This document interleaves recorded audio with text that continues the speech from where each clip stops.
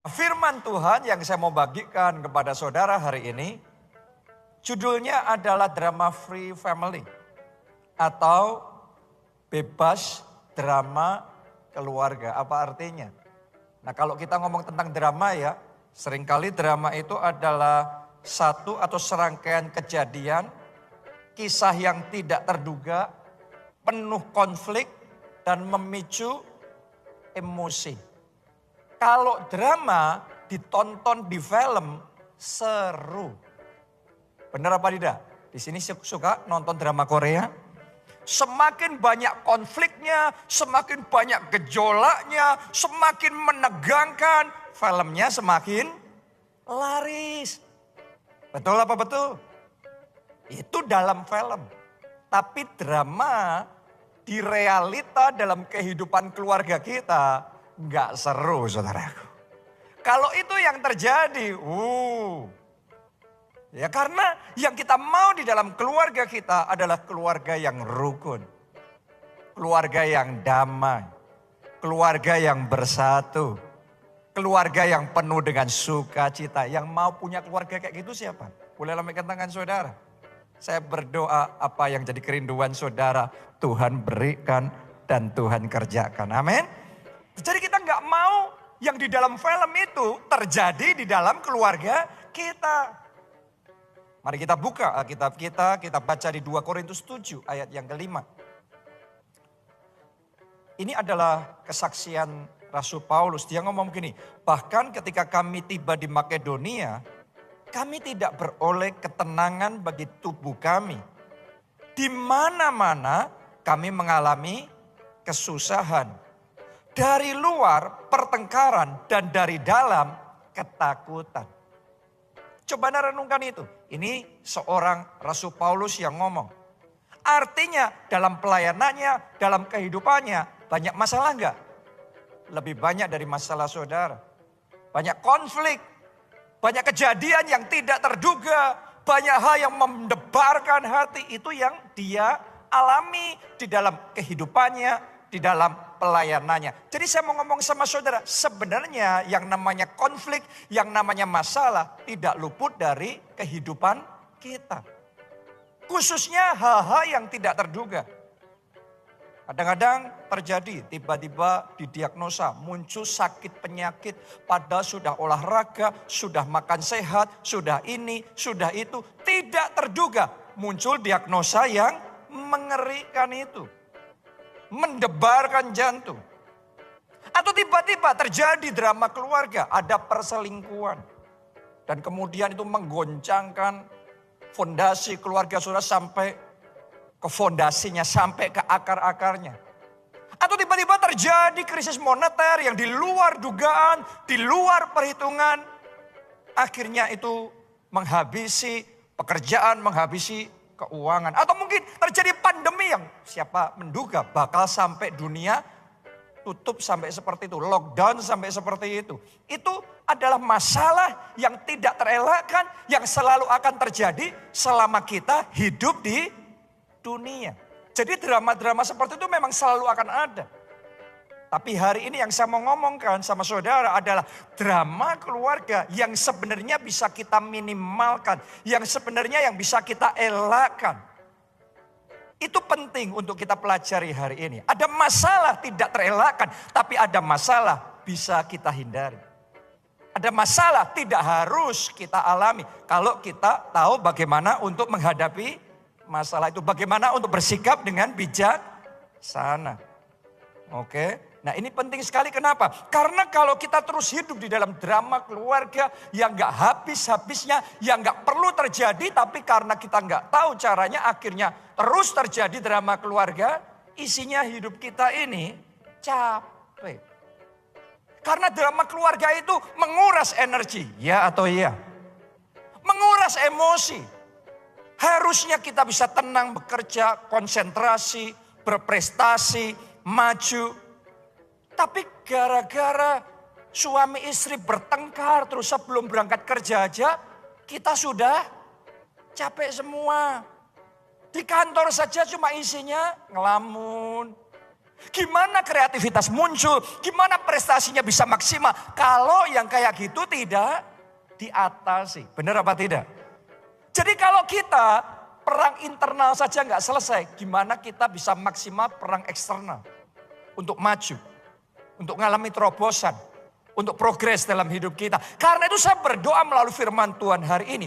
Drama-drama keluarga, masalah-masalah keluarga yang tidak perlu bisa selesai. Terjadi pemulihan dalam pernikahan saudara, pemulihan dalam hubungan saudara dengan orang tua, dengan anak-anak, dengan keluarga. Sehingga saya berdoa semua jemaat keluarga Allah di dalam pekerjaan saudara, dalam pelayanan saudara, apapun yang Anda kerjakan bisa maksimal. Anda dipakai Tuhan melakukan perkara-perkara yang besar. Boleh katakan amin. Haleluya. Jadi penting sekali untuk kita bisa nyelesain masalah dalam keluarga dengan benar. Judul khotbah hari ini adalah bagaimana menyelesaikan masalah keluarga, how to deal with family drama. Bagaimana berurusan dengan drama keluarga. Itu perlu diselesaikan dengan baik. Yang kedua, kalau tidak diselesaikan dengan baik, maka di hati kita, bukan cuma kita, di hati pasangan kita, orang tua kita, anak kita, keluarga kita, isinya kecewa, pahit, sakit hati.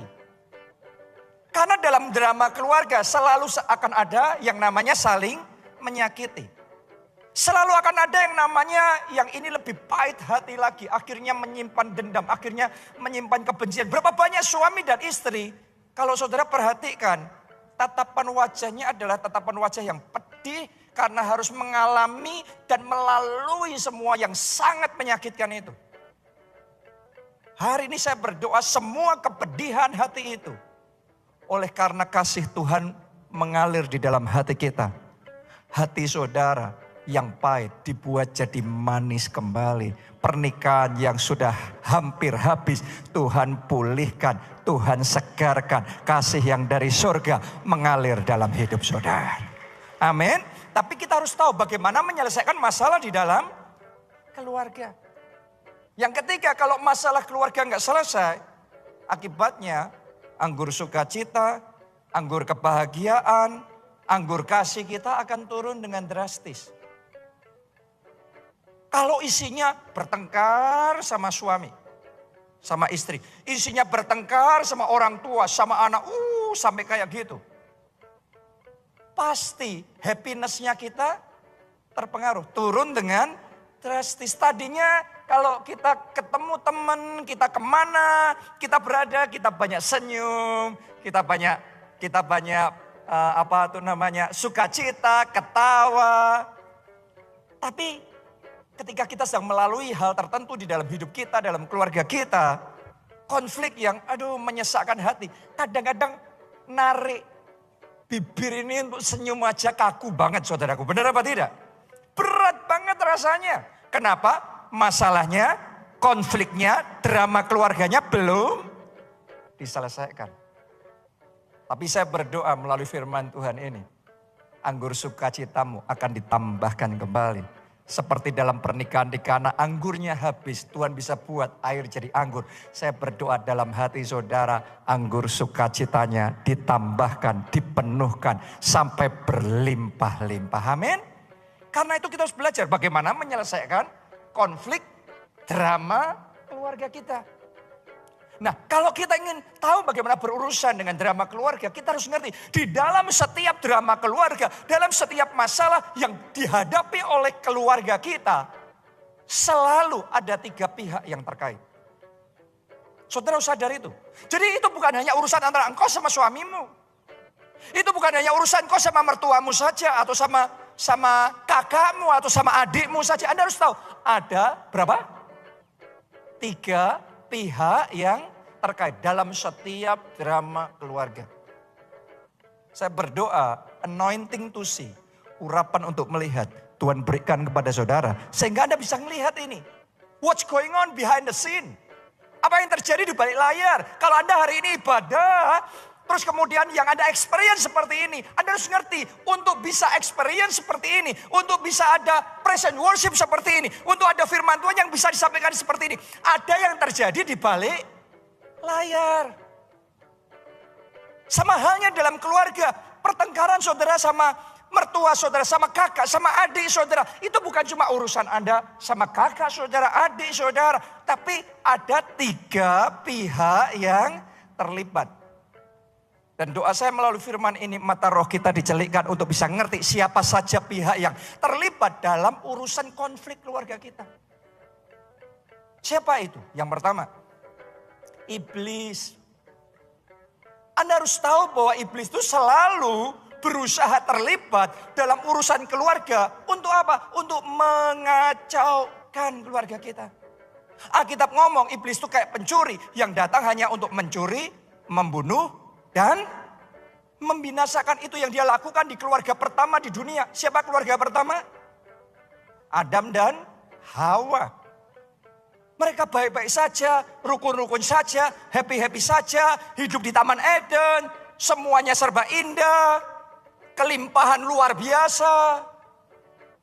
Iblis datang.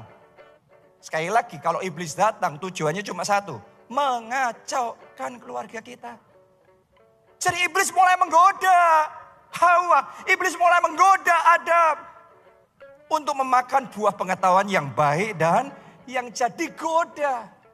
Dan ketika Adam Hawa tergoda, mereka jatuh dalam dosa. Dari saat itulah drama keluarga yang penuh dengan konflik, yang menguras energi, yang menjadi skandal demi skandal yang gak habis-habisnya dimulai di keluarga mereka. Kenapa? Karena di balik semuanya itu ada turut campur iblis. Yang berusaha untuk mengacaukan apa yang baik. Tuhan ciptakan semuanya baik. Rencana Tuhan baik. Tuhan kepengen mereka mengalami hidup yang baik. Di dunia yang baik. Tapi yang iblis mau, mereka rusak, mereka kacau, mereka hancur. Akhirnya mereka kehilangan kemuliaan Tuhan. Akhirnya Adam dan Hawa terpotong dari berkat Tuhan. Mereka diusir keluar dari Taman Eden. Mereka akhirnya hidupnya sangat susah sekali. Akhirnya mereka punya anak dan anaknya saling bunuh satu dengan yang lain. Kenapa? Karena ada turut campur iblis. Jadi saya berdoa hari ini Anda ngerti peperanganmu bukan melawan darah dan daging. Tapi melawan roh-roh jahat dan penghulu-penghulu di udara. Peperangan saudara bukan melawan mertua saudara, menantu saudara, kakakmu, adikmu. Peperanganmu melawan roh-roh jahat, melawan iblis yang berusaha mengacaukan keluarga saudara. Saya berdoa hari ini semua turut campur iblis di keluarga saudara digagalkan. Dalam nama Yesus semua rencana jahat iblis dihancurkan. Mulai hari ini yang terjadi pemulihan keluarga. Yang terjadi Allah yang turut bekerja. Mendatangkan kesatuan dan kerukunan dalam keluarga saudara. Katakan amin. Kita kasih tepuk tangannya pula yang paling meriah buat Tuhan kita. Saya mesti ngomong begini. Kalau keluarga pertama aja digoda oleh iblis. Jangan heran Anda juga digoda oleh iblis. Tujuannya apa tadi? Mengacaukan. Adam dan Hawa baik-baik dikacauin. Dengan digoda makan buah pengetahuan yang baik dan yang jahat. Tadinya kau sama suamimu baik-baik. Tapi digoda. Perselingkuhan. Benar apa tidak? Kalau Anda tergoda, hilang Taman Eden pernikahanmu. Kalau tergoda. Tadinya keuangan baik-baik saja, pekerjaan baik-baik saja, tergoda. Gaya hidup yang lebih besar pasak daripada tiang. Wah, kepengennya kelihatan ngejreng. Kepengennya kelihatan keren. Akhirnya kita paksa. Gak kuat, jatuh, ambles habis semua. Karena tergoda. Iblis mulai goda dengan pergaulan yang salah. Anda harus tahu. Kita harus mengasihi semua orang. Tapi kita tidak harus bergaul jadi sahabat dengan semua orang. Kenapa? Karena Alkitab yang ngomong pergaulan yang buruk merusak kebiasaan yang baik. Ada pergaulan tertentu Anda teruskan pernikahanmu hancur. Anda harus ngerti ada pergaulan tertentu Anda lanjutkan keluarga saudara akan kacau. Jadi ada godaan-godaan seperti itu yang kalau kita nggak ngerti bahwa itu di belakangnya ada iblis menggoda karena mau mengacaukan keluarga kita. Gampang untuk kita terjebak seperti Adam dan Hawa. Terjebak di situ. Kadang-kadang caranya iblis godaan. Tapi kadang-kadang caranya iblis untuk mengacaukan keluarga kita adalah serangan. Iblis bukan hanya bisa menggoda, tapi iblis juga kita mau melancarkan panah berapi. Untuk menghancurkan. Kadang-kadang panah berapinya adalah sakit penyakit. Dia berusaha untuk menyerang kita dengan sakit penyakit. Kadang-kadang kan panah berapinya adalah urusan dalam pekerjaan kita. Mengacaukan pekerjaan keuangan kita. Tidak semua masalah dalam pekerjaan keuangan kita disebabkan hanya karena kesalahan kita. Tapi kadang-kadang juga disebabkan karena iblis sedang untuk menyerang. Nah, kita harus mengerti godaan dan serangan ini, di baliknya ada iblis yang berusaha mengacaukan keluarga kita. Terus apa yang harus kita lakukan? Apa yang bisa kita lakukan? Kita baca Yakobus 4 ayat 7. Kalau Anda menghadapi iblis yang berusaha mengacaukan keluargamu, ini firman Tuhan ngomong. Karena itu, tunduklah kepada Allah dan lawanlah iblis, maka ia akan lari daripadamu. Coba semuanya katakan tunduklah pada Allah. Lebih keras katakan lawanlah iblis. Maka ia akan lari daripadamu. Sama iblis harus dilawan. Terhadap godaan iblis, terhadap serangan iblis, kita harus lawan. Jangan diam. Kalau Anda digoda cuma diam, digoda lagi, diam, digoda lagi, diam, jatuhlah. Terhadap godaan, terhadap ancaman, terhadap serangan dari si jahat, petunjuk firman Tuhan, tunduklah pada Allah. Karena Anda butuh kuasa, Anda mau menghadapi iblis sendiri, gak bisa, dia sudah ribuan tahun. Kita kalah lihai, kita kalah power. Tapi kalau engkau tunduk pada Allah, kita ngomong kalau Allah di pihak kita, siapa lawan kita? Kalau Anda hidup dalam ketaatan sama Tuhan, Tuhan akan menyertai saudara. Kuasanya akan ada bersama dengan saudara. Dan ketika engkau lawan iblis, engkau menang. Katakan amin, tepuk tangannya pula yang paling meriah buat Tuhan kita. Engkau menang terhadap godaan perselingkuhan. Engkau menang terhadap godaan hutang. Engkau menang terhadap godaan keuangan. Engkau menang terhadap semua godaan yang salah. Engkau menang. Engkau menang terhadap serangan iblis. Engkau menang terhadap segala macam bentuk panah berapi si jahat. Anda menang. Pakai kuasa Tuhan. Kenapa? Perangnya spirit sama spirit nih. Kalau Anda perangnya spirit, Anda harus pakai lawan kuasa spirit, kuasa roh Allah. Oke, ada serangan tuh fisik. Anda harus pakai tamengnya juga fisik. Tapi ada serangan tuh jiwa, pikiran. Ya, serangan strategi manusia. Kita juga pakai akal, pakai rencana. Tapi ada serangan kuasa roh. Kuasa roh Anda harus lawan dengan kuasa roh Allah. Maka engkau akan menang. Saya berdoa saat ini juga, ayo ya bersatu hati ya, bersama-sama ya. Dalam nama Tuhan Yesus, semua panah berapi, semua serangan dan godaan iblis untuk menghancurkan keluarga saudara saat ini dihancurkan. Katakan amin, tepuk tangannya buat Tuhan kita yang paling meriah. Karena dia yang berperang dan memberi kita kemenangan. Semua rencana iblis untuk menjatuhkan, menghancurkan keluarga dan pernikahanmu digagalkan saat ini. Amin. Itu yang pertama. Yang kedua kita baca Efesus 4 ayat 27.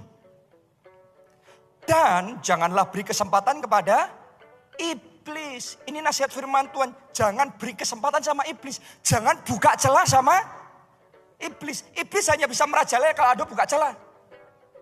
Kalau ada celah di komputermu, hacker bisa masuk. Makanya jangan beri celah. Anda download file yang salah, kacau komputer saudara. Benar apa tidak? Jangan beri celah untuk maling bisa masuk di rumah saudara. Karena itu kunci dengan benar. Security-nya yang baik. Dalam spirit juga sama. Jangan beri celah. Iblis boleh menggoda Adam dan Hawa. Tapi kalau Adam dan Hawa nggak ngasih celah, nggak ngasih kesempatan, tutup telinga, nggak dengar omongannya iblis, mereka nggak tergoda, mereka nggak jatuh. Kalau saudara sudah ngerti Anda gampang jatuh dalam dosa perzinahan. Jangan kasih celah yang salah dengan tontonan yang salah. Dengan apa yang Anda dengar yang salah. Karena semuanya dimulai dari mata dan telinga kita. Kalau saudara ngasih celah dengarnya salah, ngelihatnya salah, jangan heran. Maka akhirnya hidupmu juga salah, rusak. Keputusanmu salah, engkau tergoda, engkau jatuh dalam dosa, akibatnya kacau. Kalau Anda sudah ngerti sama lawan jenis yang satu itu, Anda sudah menikah. Anda punya banyak teman. Sama banyak teman saudara oke-oke aja. Tapi Anda ngerti sama yang satu itu, ya ada frekuensi khusus rasanya nyambung terus ke sana. Anda sudah ngerti ini salah, Anda segera out dari situ. Sama yang lainnya nggak apa-apa. Salaman nggak apa-apa, tapi kalau sama itu greng. Oke, yang kayak gitu Anda sudah ngerti, menjauhlah. Jangan beri kesempatan kepada iblis, jangan kasih celah. Karena itu cara iblis masuk. Anda kasih celah di rumah saudara, maling masuk. Anda kasih celah di komputer saudara, hacker masuk. Anda kasih celah di pernikahan, di keluarga saudara untuk iblis. Iblis masuk, bahaya. Jangan buka celah. Itu yang pertama. Yang kedua sekarang. Dalam drama keluarga, pihak kedua yang terlibat bukan cuma iblis. Sebaliknya ini satu pihak yang berpihaknya sama kita. Siapa? Tuhan. Nah, Yohanes 10 ayat 10 berkata begini. Pencuri datang hanya untuk mencuri dan membunuh dan membinasakan. Yesus ngomong begini, aku datang supaya mereka mempunyai hidup dan mempunyainya dalam segala kelimpahan. Jadi kalau Yesus datang di pernikahanmu, datang di keluargamu, supaya ada pemulihan, supaya ada sukacita, supaya ada damai sejahtera, supaya ada anugerah dan berkat melimpah di dalam keluarga saudara.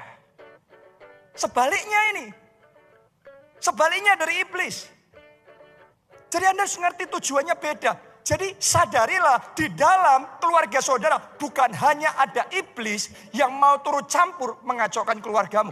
Tapi ada Allah yang mau turut bekerja dalam segala perkara untuk mendatangkan kebaikan. Ada Tuhan dalam keluarga saudara, ada Tuhan di rumah tangga saudara, ada Tuhan di dalam pernikahan saudara. Amin. Itu yang dialami oleh Yusuf dan Maria. Kadang-kadang tension itu juga tidak selalu iblis ya. Tapi kadang-kadang bagian dari Tuhan bekerja.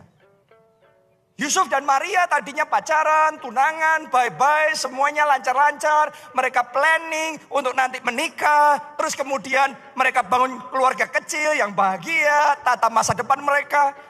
Tiba-tiba Tuhan interupsi. Ya utus malaikat Gabriel datang dan menyampaikan pesan Allah bahwa Maria akan hamil dari Roh Kudus. Sampai suatu saat kejadian beneran, nongol itu. Perutnya mulai besar. Saya tanya sama saudara, kalau Anda jadi Yusuf, bisa terima enggak? Anda tahu itu bukan dari dia. Bisa terima apa tidak? Enggak mungkin. Makanya Alkitab ngomong bahwa diam-diam, karena Yusuf ini orang baik, dia mau menceraikan Maria dengan diam-diam. Gak usah dibuat viral, gak usah dibuat heboh. Dijaga perasaannya, dijaga nama baiknya, tapi selesai. Karena Yusuf gak bisa terima. Saya tanya sama saudara, berarti ada gak masalah di dalam hubungannya Yusuf dan Maria ini? Ada, masalahnya bukan disebabkan oleh iblis. Tapi ada rencana Tuhan di situ. Karena Tuhan mau pakai Maria untuk melahirkan bayi Yesus. Dan Maria mau ngomong apa? Dengan omongannya sendiri bisa nggak engkau meyakinkan pacarmu engkau hamil dari Roh Kudus? Anda akan masuk rumah sakit jiwa saudaraku. Benar apa tidak? Maria nggak mungkin bisa ngomong apa. Tapi karena Tuhan yang beracara. Kalau Tuhan beracara dalam keluarga saudara, apapun yang Anda hadapi, engkau tidak hadapi sendiri. Tuhan akan tolong saudara. Tuhan akan turut campur. Tuhan akan buka jalan dalam hidup saudara. Dan itu yang dia lakukan. Tuhan tampakkan diri sama Yusuf. Dalam mimpi Tuhan bicara sendiri sama Yusuf. Tuhan jamah hati Yusuf. Sehingga Yusuf yang tadinya gak bisa terima, sekarang luluh hatinya. Oh oke. Entah gimana Yusuf bisa terima, entah gimana somehow Yusuf bisa memahami itu. Yusuf percaya, akhirnya membatalkan niatnya untuk bercerai. Akhirnya mereka melanjutkan hubungan mereka. Karena Tuhan turut campur. Saya berdoa sementara firman ini disampaikan. Tuhan sudah mulai turut campur dalam keluarga saudara. Tuhan sudah turut campur menjamah hati yang keras, menjamah hati yang kecewa, menjamah hati yang terluka, disembuhkan, dipulihkan, disegarkan kembali oleh Tuhan. Katakan amin, tepuk tangannya yang paling meriah buat Tuhan kita. Tuhan bisa turut campur. Oke. Jadi kalau saudara sedang menghadapi seperti Yusuf dan Maria, Anda enggak tergoda, Anda enggak berbuat salah. Tapi Anda harus melalui proses itu. Bagian dari rencana Tuhan, apa yang bisa kita lakukan? Simple. Belajar surrender. Berserah dan taat sama prosesnya Tuhan. Ada di sini yang menghadapi masalah dalam pernikahan, dalam keluarga saudara. Ikuti saja proses yang dari Tuhan itu. Karena semua proses dari Tuhan akan mendatangkan kebaikan dalam hidup kita. Walaupun awalnya prosesnya nggak enak, awalnya prosesnya sakit. Tapi semua proses yang dari Tuhan semata-mata untuk memberikan hidup dan hidup yang berkelimpah. Keluarga kami mengalami hal yang sama. Papa saya orang pertama di keluarga yang jadi Kristen, percaya Yesus, terima Yesus sebagai Tuhan dan Juru Selamat. Karena dia mengalami masalah, Anda kalau tahu kesaksiannya, rambutnya rontok, dia sudah ke dokter manapun, ke dukun manapun, ke manapun juga. Tapi tidak ada jalan keluar, tidak ada pertolongan. Dia datang sama Yesus, dia doa sama Yesus, Yesus jamah, Yesus sembuhkan dia. Dia ikut Yesus. Jadi dia satu-satunya Kristen di keluarga waktu itu. Dan setelah itu, Tuhan mulai panggil dia untuk melayani. Jadi dia pengusaha, tapi mulai melayani Tuhan. Setelah itu Tuhan panggil jadi pendeta, tapi tetap jalanin bisnisnya. Pabriknya tetap jalan terus.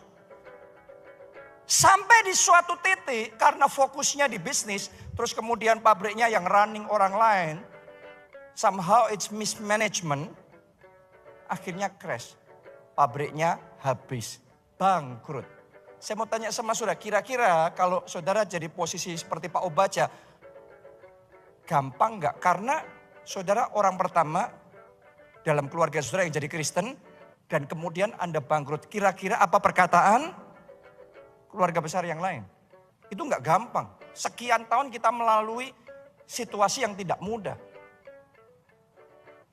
Tapi ternyata di balik semuanya itu bukan serangan iblis, bukan iblis yang mau mengacaukan, tapi diizinkan terjadi. Kenapa? Karena Tuhan punya rencana yang beda sama rencana manusia. Pak Obaja berpikir waktu itu pokok rencananya ya melayani ya berbisnis. Tapi kadang-kadang Tuhan tuh punya rencana beda sama pemikiran kita. Tuhan maunya Pak Obaja fokus 100% untuk melayani. Jadi yang ini diizinkan kandas. Dan dari itu kandas, Pak Obaja bisa fokus full dalam pelayanan. Karena dia fokus full dalam pelayanan, di situ kuasa Allah bekerja dengan leluasa, hikmat Tuhan mengalir dengan deras, dan kemudian revival terjadi, gereja bertumbuh, terobosan demi terobosan, lompatan demi lompatan, sampai akhirnya gereja kita jadi berkat sampai ke bangsa-bangsa. Ternyata di balik satu kehancuran besar, kerugian yang besar, Tuhan sudah menyediakan ada kemuliaan yang lebih besar. Kemenangan yang lebih besar kalau kita nurut prosesnya Tuhan. Jadi kalau hari ini Anda yang sedang dalam prosesnya Tuhan, Anda belajar berserah sama Tuhan. Anda belajar percaya dan mengikuti Tuhan. Yang penting tangan ini gak lepas dari tangannya Tuhan. Yang penting terus gandeng tangan Tuhan. Yang penting terus berjalan bersama Tuhan. Tuhan yang akan memimpin saudara pada jalan kemenangan. Katakan amin. Tepuk tangannya yang paling meriah buat Tuhan kita. Pak Obaja kehilangan bisnisnya, pabriknya, perusahaannya. Mungkin di antara saudara di tempat ini ada yang kehilangan orang yang Anda sayangi. Anda kehilangan warisan saudara, aset saudara. Anda kehilangan hal yang berharga dalam hidup saudara. Tapi kalau Anda sudah evaluasi dan Anda ngerasa kok kayaknya saya nggak ngelakuin hal yang salah ya. Kalau Anda ngelakuin yang salah ya tentunya harus bertobat dan memperbaiki kesalahan. Tapi kadang-kadang kita nggak ngelakuin yang salah pun terjadi dalam hidup. Ikuti aja proses Tuhan.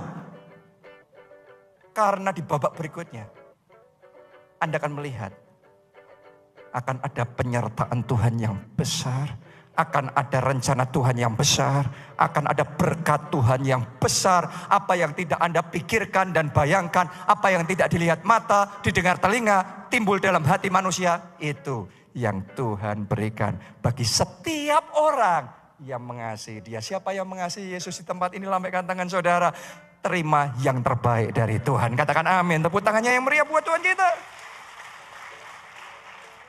Itu pihak yang kedua. Pihak yang ketiga yang terlibat di dalam drama keluarga, ya kita sendiri, manusia, kita dan orang-orang yang di sekeliling kita. Itu pihak yang ketiga. Jadi ada iblis, ada Tuhan, ada manusia. Seringkali masalah keluarga kita bukan disebabkan karena iblis, tapi karena ketidakdewasaan kita sendiri, karena kekonyolan kita sendiri, karena kebodohan kita sendiri. Kita berbuat salah, akhirnya kita yang menanggung akibatnya. Belum tentu semua kecelakaan karena serangan iblis.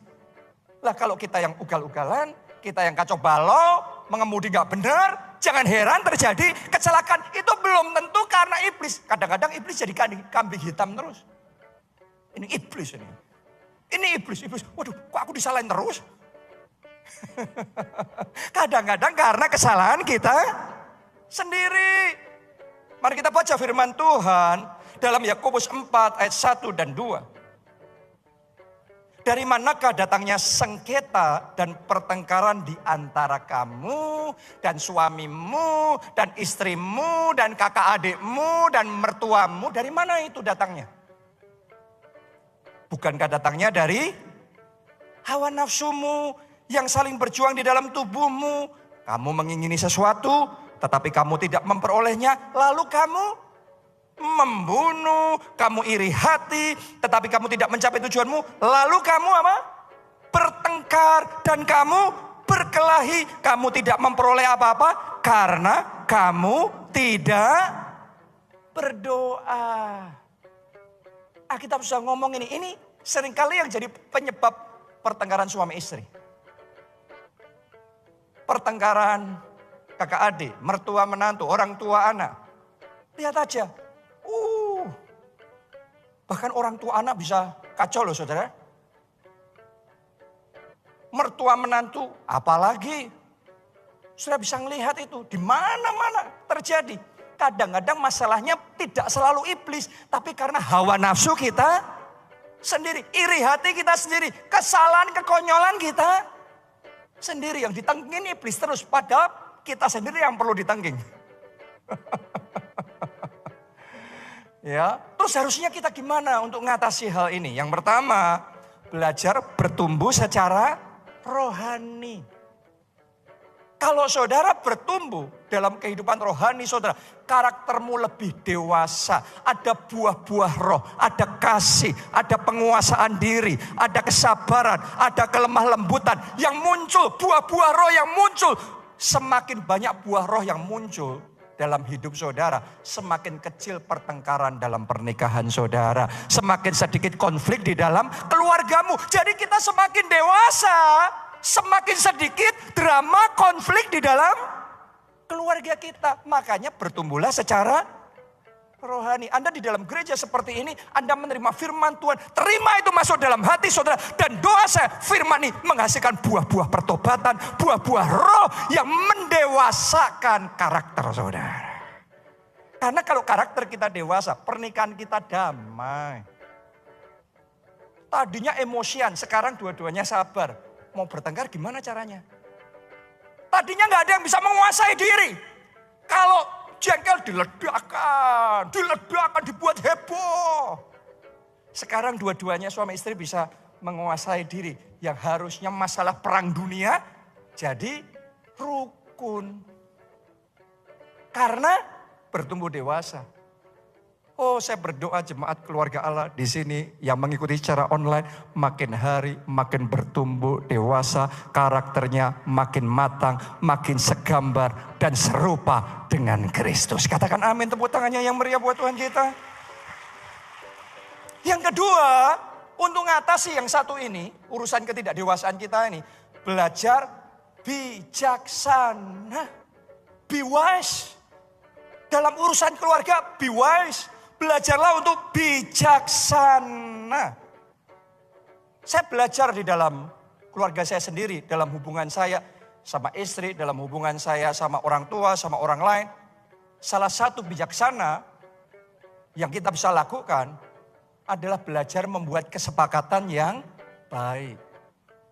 Kadang-kadang suami maunya ini, istri maunya itu, beda kepentingannya.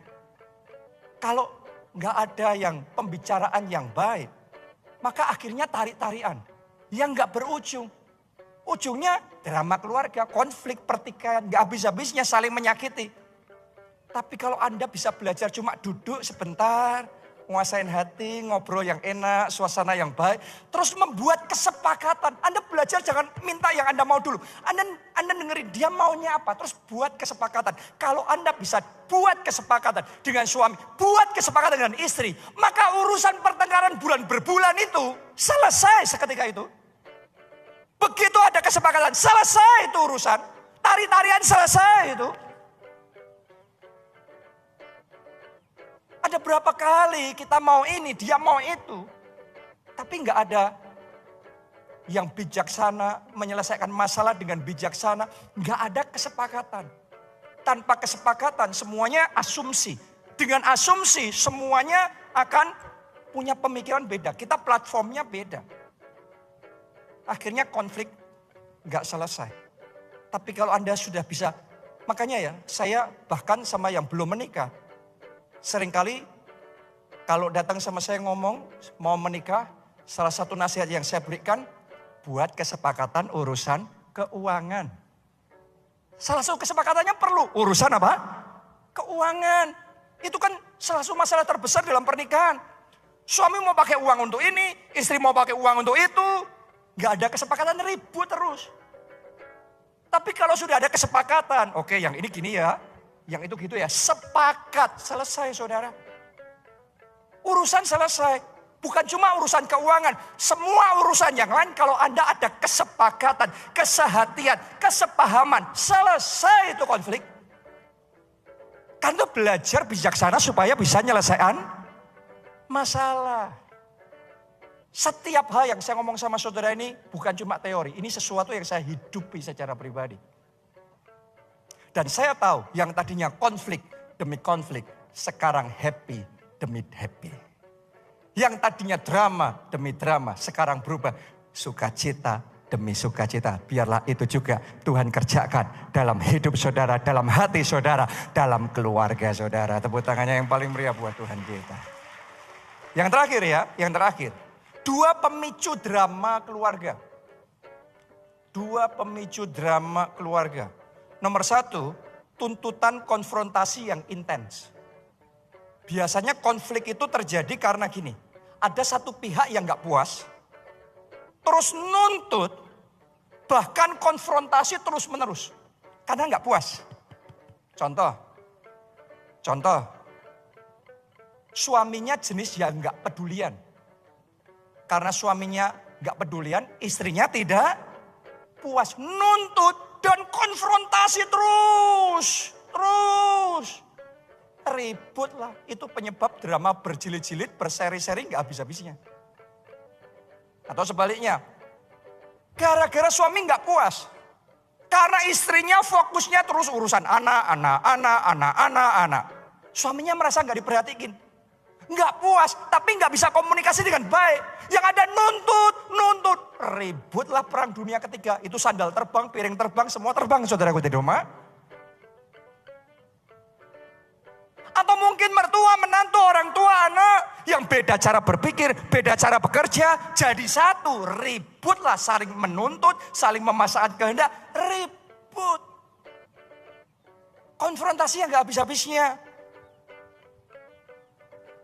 Jadi solusinya gimana kalau saudara ngalami yang seperti ini? Yang pertama, sadari terlebih dahulu bahwa tidak akan ada pernikahan atau keluarga yang bisa bahagia kalau tuntutannya terus menerus.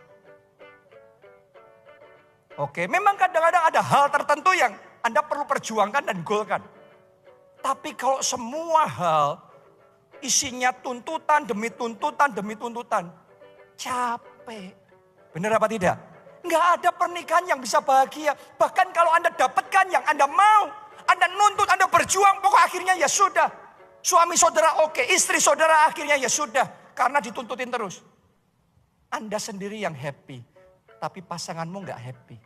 Saya sudah melihat keluarga-keluarga hancur. Kenapa? Karena cuma satu pihak yang happy, yang satunya nggak happy, akhirnya benci dalam hati. Oke, tapi benci dan nggak terima dalam hati. Jangka panjangnya perang dunia ketiga. Karena di dalam keluarga, it's not only about what I want, but more on what we want. Keluarga itu kalau mau happy, itu bukan tentang yang saya mau, tapi tentang yang kita mau. Anda bisa menang, tapi keluargamu kalah. Engkau bisa menang, tapi pernikahanmu kalah. Kadang-kadang kita perlu mundur sedikit. Ya sudah, kita ngalah. Tapi kita bersama sekeluarga, kita menang. Pernikahan kita menang. Ada kerukunan, ada pemulihan, ada damai sejahtera. Dan saya mau ngomong gini, seringkali kita kalah dulu. Kita kalah dulu, pasangan kita yang menang, pasangan kita yang menang. Nanti Anda akan kaget, Anda lakuin itu terus sampai di satu titik. Tuhan bekerja mendewasakan pasangan saudara. Akhirnya dia gantian yang ngalah ganti. Dia gantian ya sudah, oke ganti. Dua-duanya sama-sama ya sudah saya ngalah. Saya ngalah. Indah enggak keluarga itu? Heaven on earth. Yang tadinya hell on earth. Neraka di bumi, wah tarik-tarian. Tuh. Ya sekarang saling ngalah, saling pengertian. Jadi hari ini rubah mindset saudara. Bahkan seringkali kita harus menyadari ada pengharapan tertentu yang hanya bisa Tuhan memenuhi pengharapan itu. Manusia nggak bisa. Anda mau nuntut pasangan saudara kayak gimana pun, nggak bisa. Kenapa? Karena hal yang persis sama. Ada hal tertentu dari kita. Mau dituntut kayak gimana pun, kita mau seperti apapun, kita sendiri tidak bisa berubah. Jadi daripada kita nuntut terus, let it go. Saya belajar satu hal ini. Saya sama istri saya punya kebiasaan yang beda. Ya saya itu, dia orangnya rapi sih. Tapi saya lebih rapi dari dia. Oke. Ya, dia orangnya on time sih. Tapi saya jauh lebih on time daripada dia. Yang jadi masalah itu seringkali itu gapnya ini loh saudaraku. Nah gara-gara urusan itu namanya orang yang lebih rapi. Kita maunya kalau misalnya ini dibuka pintunya ngambil apa setelah itu apa? Ditutup. Itu yang selalu saya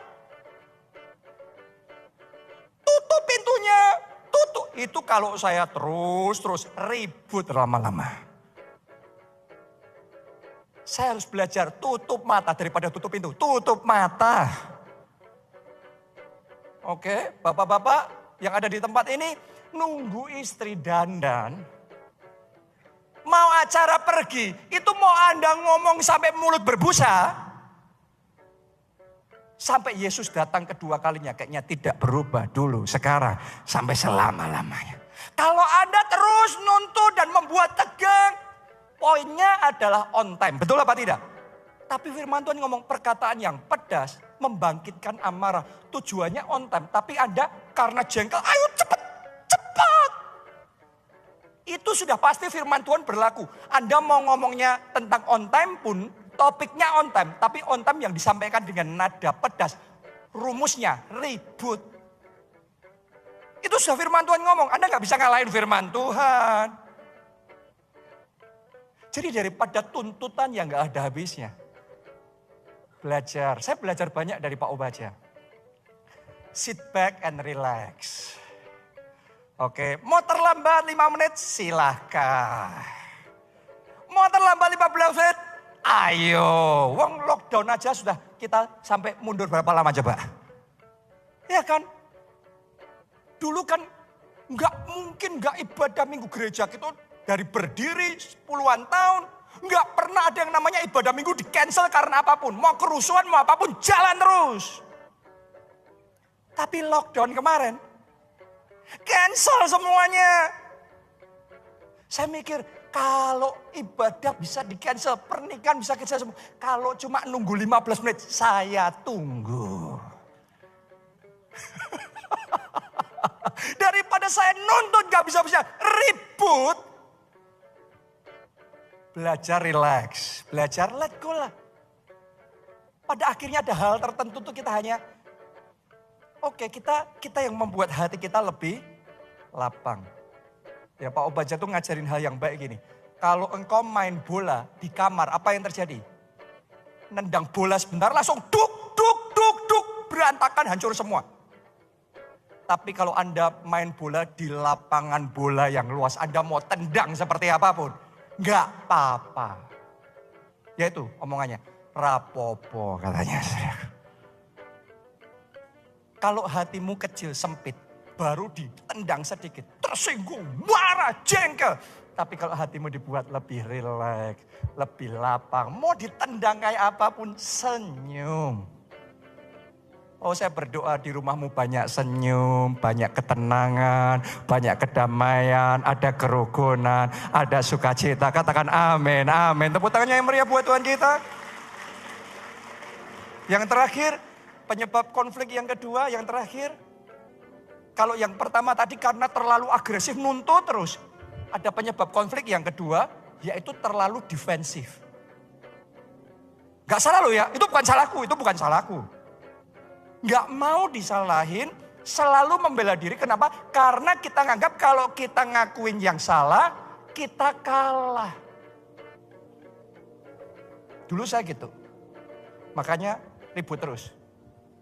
Sekarang keluarga kami banyak damainya. Banyak sukacitanya. Karena belajar. Makanya orang kalau mau belajar bertumbuh, itu poinnya. Dalam segala perkara, belajar bertumbuh. Belajar lebih baik. Buat sebagian orang ketika urusan dalam pernikahan, urusan dalam keluarga. Yang terpenting adalah menang kalahnya, benar salahnya. Tapi kalau buat saya, yang terpenting adalah belajarnya. Supaya melalui perbedaan, saya bisa jadi pribadi yang lebih baik. Melalui masalah, saya bisa bertumbuh lebih baik. Apa gunanya saya merasa menang kalau saya nggak bertumbuh? Kalau saya cuma nginjak pasangan saya main otoritas, saya nginjak anak-anak saya nginjak keluarga saya. Hanya untuk memaksakan pendapat, saya menang pun, saya kalah di mata Tuhan. Kenapa? Tidak bertumbuh. Dan dulu defensif banget. Kalau saya dikasih masukan sama istri saya, enggak kayak gitu kok. Oh maksudku gini, maksudku gitu. Karena semua itu bisa dilihat dua sisi. Satu hal yang sama, si A bisa ngelihat, ini tegas. Si B bisa ngelihat ini keras. Benar apa tidak? Orang yang sama dinilai beda. Masukan yang sama, seperti apa kita menilai itu? Dulu saya kalau dapat masukan, saya selalu defensif. Sampai di titik tertentu saya sadar, saya mulai buka hati saya. Oke.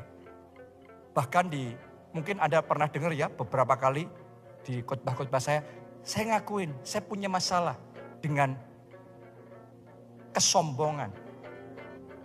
Ternyata ngakuin punya masalah dengan kesombongan, itu membantu kita belajar lebih rendah hati. Karena kebanyakan orang sombong tidak merasa dirinya sombong. Dan orang sombong itu paling jengkel ketemu sama sesama orang sombong, saudaraku. Sombong banget dia. Biasanya yang ngomong gitu tuh orang sombong. Karena orang rendah hati kalau ketemu orang yang sombong gitu cuma senyum-senyum aja. Tapi orang yang tersinggung dengan orang sombong itu karena dianya sombong juga. Sampai kita mulai buka hati kita mulai belajar. Saya mulai belajar, ya aku punya masalah dengan kesombongan. Di situ Saya mulai belajar dari waktu ke waktu, mulai bisa mengikis kesombongan, mulai bisa memunculkan kerendahan hati. Kadang-kadang dituntut, waduh, kurang kasih, kurang pengertian, kurang ini. Awalnya jengkel kok dituntut terus gak habis-habisnya. Tapi sampai Tuhan kasih pengertian. Daripada defensif tuh kita harus belajar kan. Kalau kita mau bangun hotel bintang 5. Yang namanya bangun hotel bintang 5 tuh ada syaratnya enggak? Ada. Kalau biasanya yang kita punya adalah tanpa bintang. Ya sudah gitu aja enggak apa-apa. Penginapan enggak ada bintangnya sama sekali ya sudah gitu aja. Mau ya bayar segitu sudah ini aja yang ada. Tapi kalau mau bintang 5 Anda akan dituntut. Harus ini. Harus itu. Anda yang tadinya tanpa bintang. Terus naik level sampai bintang 3 aja sudah jauh sekali. Tapi kalau Anda maunya bintang 5. Orang yang biasanya di bintang 5 ngelihat bintang 3. Ini masih kurang ini, kurang itu, kurang ini, kurang itu. Padahal kita yang tanpa bintang sudah sampai bertumbuh bintang 3. Itu sudah hebat banget. Berapa kali kita gitu. Saya belajar. Oh gitu ya. Tuhan, penuhi aku dengan kasih-Mu. Lebih dan lebih lagi. Sehingga di keluargaku yang ada kasih bintang 5. Sukacita bintang 5. Damai sejahtera bintang 5. Ketenangan bintang 5. Kerukunan bintang 5. Itu yang ada. Dan saya mau ngomong sama saudara. Kalau kita punya sikap yang benar. 99% urusan drama keluarga bisa selesai. Saya berdoa ya mulai hari ini. Setiap masalah dalam keluarga saudara, Tuhan yang bekerja dan mendatangkan